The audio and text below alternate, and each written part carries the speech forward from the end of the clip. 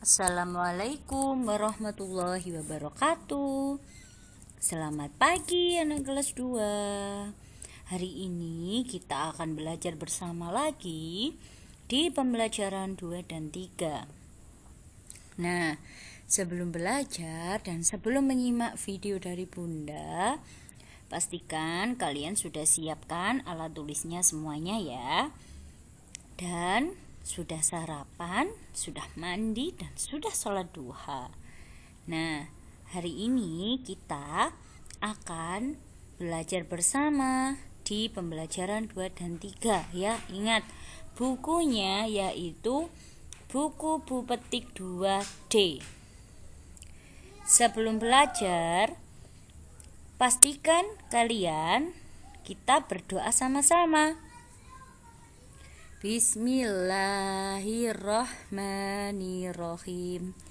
Raditu billahi rabba wa bil islami dina wa bi muhammadin nabiyya wa rasulah. Rabbi zidni ilma warzuqni fahma. Amin.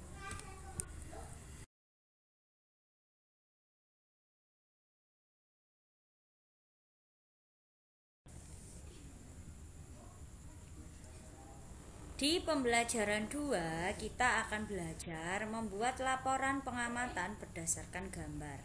Kemarin kalian sudah bisa ya membuat laporan. Nah, sebelum melakukan pengamatan, kalian itu tentukan dulu apa yang ingin kalian amati.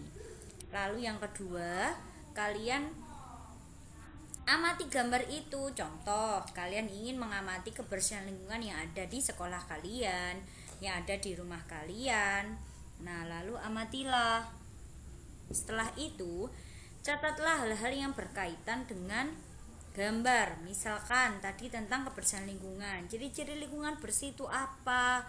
Tempatnya nyaman, tempatnya bersih, tempatnya asri. Nah, seperti itu. Setelah itu, tuliskan pengamatanmu tadi menggunakan kalimat yang sederhana ya. Jadi, tidak perlu banyak-banyak. Setelah kamu mengamati gambar, pastinya kamu tahu, oh iya, di gambar itu ada pohonnya, ada bangku tamannya, lalu keadaannya udaranya sejuk. Nah, seperti itu.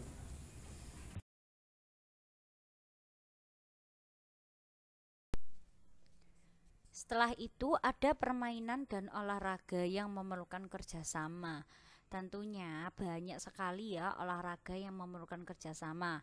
Tidak hanya olahraga saja, permainan pun juga memerlukan kerjasama. Dan biasanya olahraga atau permainan yang memerlukan kerjasama itu dilakukan secara berkelompok. Jadi, kerjasama itu ketika kita melakukannya dalam bidang olahraga maupun bermain, itu merupakan wujud persatuan.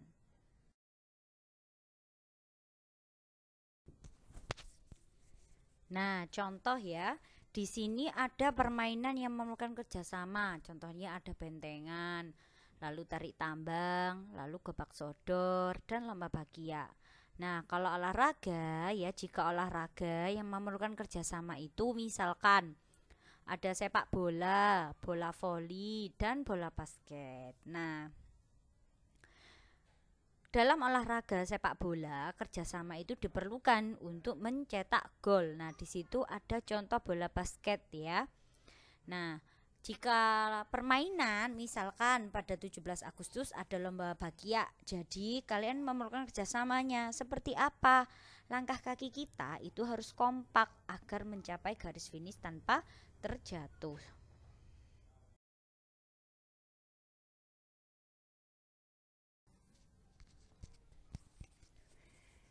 Di pembelajaran 3, kita akan belajar karya seni rupa 3 dimensi ya.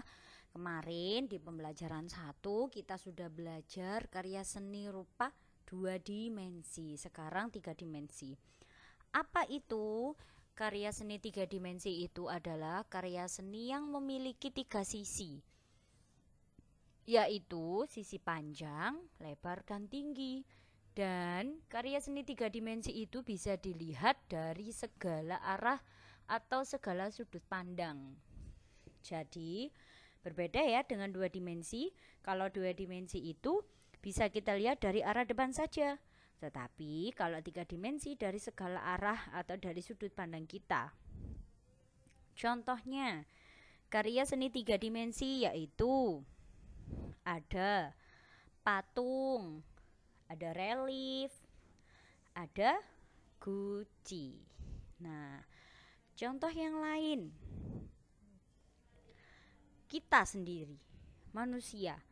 Kita sebagai manusia itu termasuk 3 dimensi karena kita bisa dilihat dari segala arah. Kita mempunyai panjang, kita mempunyai lebar, kita mempunyai tinggi, bahkan kita juga mempunyai volume dan ruang ya.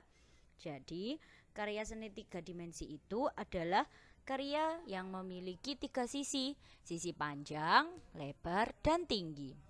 Nah, coba perhatikan contohnya itu ya. Gambarnya ada patung, relief, dan guci itu termasuk karya seni 3 dimensi. Vas bunga kalian yang biasanya bagus-bagus, cantik-cantik di rumah. Nah, itu termasuk contoh karya seni 3 dimensi.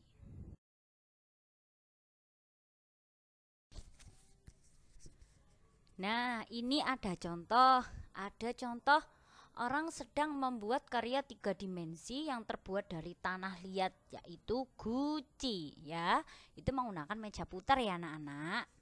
Nah, guci itu termasuk contoh benda 3 dimensi. Nah, selain dari tanah liat, pembuatan guci itu membutuhkan alat dan bahan yang lain. Misalkan alatnya itu ada meja putar, lalu media alasnya, lalu alat pengukirnya biar bagus, biar ada coraknya ya. Itu adalah salah satu contoh karya seni 3 dimensi yang terbuat dari tanah liat.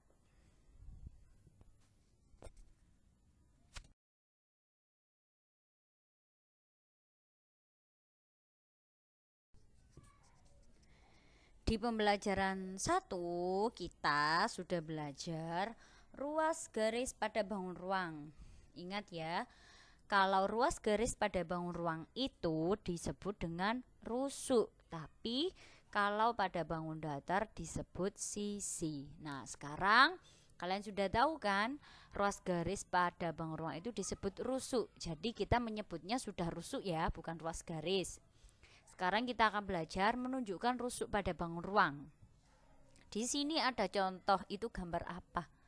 Kalian tidak asing bukan? Itu adalah gambar coklat. Nah, coklat itu termasuk bentuknya coklat yang seperti itu ya, termasuk adalah prisma segitiga. Jadi di samping itu ada bangunan prisma segitiga. Ingat ya, ruas garis itu yang mana? Yuk, ada tanda panah, itu adalah rusuknya berarti. Jadi kita hitung garis-garisnya. Ada garis A dan B, garis B dan C, garis A dan C, garis D dan E, lalu garis E dan F, lalu garis A dan D, garis B dan E, lalu garis C dan F. Jadi prisma segitiga mempunyai 9 rusuk.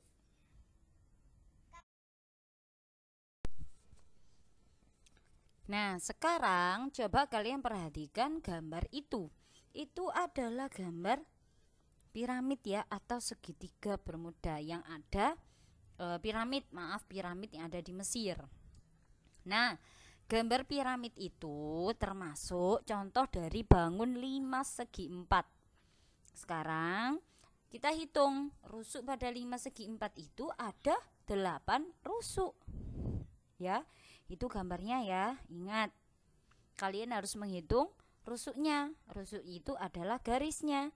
Jadi ada garis AB, lalu garis BC, garis CD, garis AD, garis AE, garis BE, garis CE, dan garis DE. Jadi 5 segi 4 mempunyai 8 rusuk.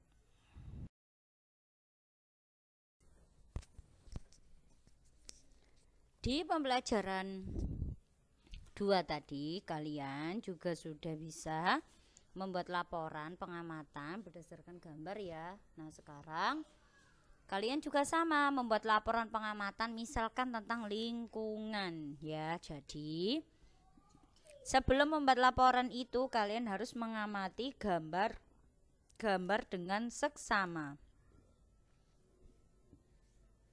Lalu kalian buat pertanyaan sebanyak-banyaknya yang berkaitan dengan gambar itu, yang ada pada gambar itu.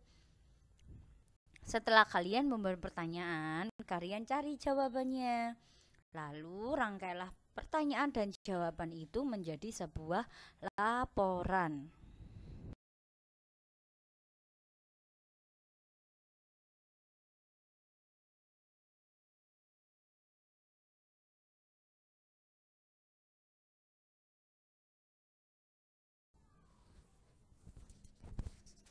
Nah, di sini Bunda punya contoh. Ada gambar, ya. Di sini ada gambar. Ada contoh pertanyaan. Nah, sekarang kita buat laporan. Nomor 1 pertanyaannya. Apa yang terjadi pada gambar? Nah, apa yang terjadi? Kita amati dulu. Oh, mereka sedang bermain kelereng. Nah, lalu kedua, di mana peristiwa itu terjadi? Oh, ada permainannya ya, berarti di taman. Nah, lalu yang ketiga, kapan peristiwa itu terjadi? Nah, itu masih kelihatan awan ya, berarti pada siang hari atau sore hari boleh, atau pagi hari ya. Dan yang keempat, siapa saja tokoh dalam peristiwa pada gambar? Ada Tony, ada Mita, dan ada Made. Nah, setelah kalian mengamati, lalu kalian membuat pertanyaan dan jawabannya, lalu susunlah pertanyaan dan jawaban itu menjadi sebuah laporan. Kalian tulis pertanyaannya apa, lalu jawabannya apa, pertanyaannya apa, lalu jawabannya apa. Nah, seperti itu tadi. Ini adalah contoh.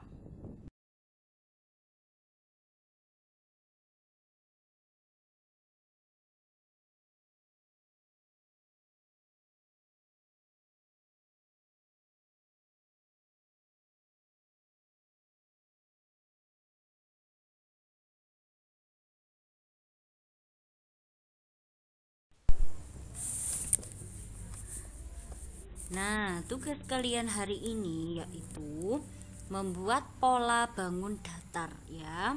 Siapkan kertas origami atau kertas lipat, lalu kertas karton ya yang berwarna putih, lalu gunting, lalu lem dan penggaris. Caranya, yang pertama kalian buat 4 bangun datar berbeda menggunakan kertas origami. Lalu gunting dan perbanyaklah. Hati-hati ya ketika menggunakan gunting. Lalu kalian membuat pola menggunakan bangun datar yang sudah kamu gunting tadi. Setelah itu tempelkan di kertas karton. Jangan lupa tambahkan hiasan berupa gambar atau tulisan agar lebih menarik. Dan kirimkan tugas ke Google Classroom Bunda. Oh iya, tugas proyek ini dikumpulkan hari Sabtu ya. Jadi ada waktu 2 hari untuk mengerjakan. Jangan lupa tugas ini dikumpulkan hari Sabtu. Bunda tunggu anak-anak.